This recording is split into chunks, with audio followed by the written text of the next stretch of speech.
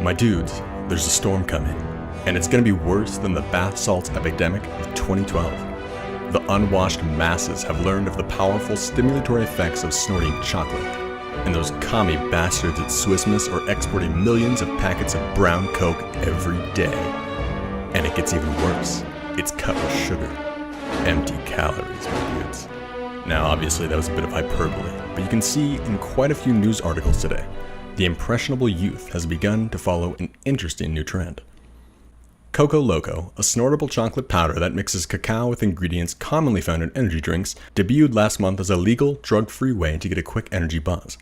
But doctors are already voicing concerns about the inherent safety risk of putting chocolate up one's nose. Yeah, that sounds like a bit of a sticky situation, doesn't it? The product was created by Nick Anderson, the 29-year-old entrepreneur behind the company Legal Lean. Marketed as a safer, legal version of codeine cough syrup, Legal Lean was designed as a stress reliever to relax the mind. Now, I'm not going to say much about this because I think it tells you everything you need to know about Nick Anderson. But I will mention for anyone who's not familiar with Lean that it's essentially cough syrup and Sprite, and its psychological effects are the result of codeine, which is an opiate.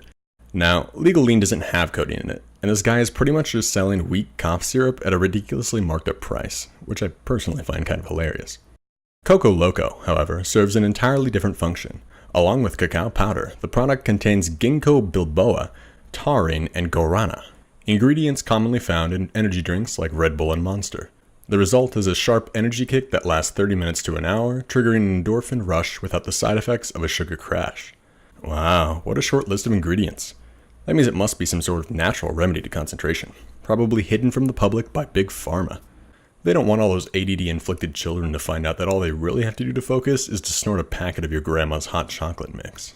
Now, I've actually wanted to talk a little bit about these supplements for a while, because they pop up everywhere, and there's a lot of pseudoscience and misinformation surrounding them. So I'll start with the least complicated, Ginkgo biloba. Extract of ginkgo has been purported to increase attention and executive function in healthy adults. Unfortunately for the marketing wanketeers that came up with that, the evidence just doesn't support their claims. First, a meta-analysis by Laws et al. Is Ginkgo biloba a cognitive enhancer in healthy individuals? A meta-analysis. This is essentially a study that aggregates the results of other well-conducted studies, and it found that no increases in memory, executive, or attention functions resulted from administration of the supplement. In fact, these confidence intervals actually show a very small but not significant decrease in function, if anything. Additionally, the National Center for Complementary and Integrative Health, part of the National Institute of Health, reports that in many studies, no conclusive evidence has been found that supports the use of ginkgo for any health condition. Guarana, on the other hand, has had mixed results reported, with some mild cognitive enhancements over placebo, depending on the study. Taurine appears to be the most well-studied ingredient present in the powder, and has been documented to have some cardiovascular and psychological effects. So hey, shoot it up. Snortable chocolate is not exactly a new phenomenon.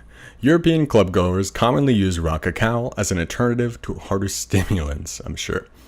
And Belgian chocolatier Dominique Persoon caused a stir in 2007 when he invented the chocolate shooter device for snorting cocoa powder. Thank God for the clarification there. I don't think calling it a chocolate shooter device is really the best marketing strategy just because the imagery it brings up, but okay. Now I really had to check this out, so you can see that this dude actually made a fucking chocolate snorting device here. With Mr. Persoon's device, users pack the powder into 2 small spoons fixed to a trigger mechanism. They then hold the device close to their nose and press the lever, sending it shooting up their nostrils. It's taken him years to develop the perfect snorting powder, as early experiments with pure cocoa revealed it was just too dry. Before he hit on the tingling sensation of mint and ginger, he was using a mix which contained chili. It's a very bad idea, he said in an interview earlier this year. You're telling me shooting chili powder up your nose is a bad idea? Well, I'm glad we had you to pioneer that field for us. You know, people have to make sacrifices on every scientific frontier. The packaging bears a warning against excessive sniffing, but Persoon insists it's safe. Guys, this is serious business. To all you cocoa heads out there, don't go 3D printing this device. I know, I sound like an FDA shill, but this dangerous tool should obviously only be used by a licensed chef. Luckily, you don't have to be a licensed chef to do some quick digging to trace back to where the claims about the benefit of cocoa sniffing originated. It's from an Aussie article by Leslie Nguyen, who claims, "First comes a surge of endorphins into your bloodstream, which increases acuity and fuels you with feelings of euphoria. Then there's the flood of magnesium, which relaxes your muscles and detenses your body.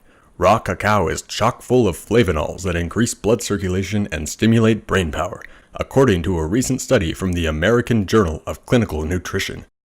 Wait, so you're telling me that the American Journal of Clinical Nutrition conducted a study specifically on the interaction of raw cocoa with mucous membranes? Now, because this isn't a real reference, I had to go and try to find who made these claims and what their evidence was. I found a few possible articles here. The first is by Sansone et al. 2016 and claimed that epicachin, a molecule present in cocoa, had been linked to improved cardiovascular function. However, due to the presence of caffeine in theobromine, which is another molecule similar to caffeine, in cacao, no causal link could be concluded. The other study was by Mastroiakovo et al. 2014. God, I really butchered that. It claimed cocoa flavonol consumption improved cardiovascular function and metabolic profiles in elderly patients. Now, neither of these studies actually address the possibility of snorting raw cocoa powder, and I'm not sure why that is. But I did a search and I couldn't even find a single study that actually did address that. So, due to the lack of a citation in the Aussie article, I'm just going to assume this is a gross misrepresentation of some unrelated article. Anyway, moving back to the original. There are a few obvious concerns Dr. Andrew Lane, director of the Johns Hopkins Sinus Center, told the Denver Post. First, it's not clear how much of each ingredient would be absorbed into the nasal mucous membranes. And, well, putting solid material into your nose, you can imagine it getting stuck in there, or the chocolate mixing with your mucus to create a paste that could block your sinuses. And the product is not yet approved by the Food and Drug Administration, and the agency has not yet decided how to regulate it. No FDA regulation on a clearly dangerous drug. It seems big chocolate is influencing policy once again. Guys, all 5 of my dedicated viewers, we have to rise up. It's time to take down the FDA so we can shove paprika and cumin of questionable origins into all of our orifices. On an unrelated note, I'd like to announce that I'm launching a new supplement, guaranteed to increase cognitive performance. My revolutionary powder, made from pure 100% anhydrous caffeine, is snortable and even comes with its own crazy straw so you can impress all of your friends. Never mind that you can just ingest caffeine orally for pennies per gram through tablets with a predictable and well-characterized effect. Snortable caffeine is the future.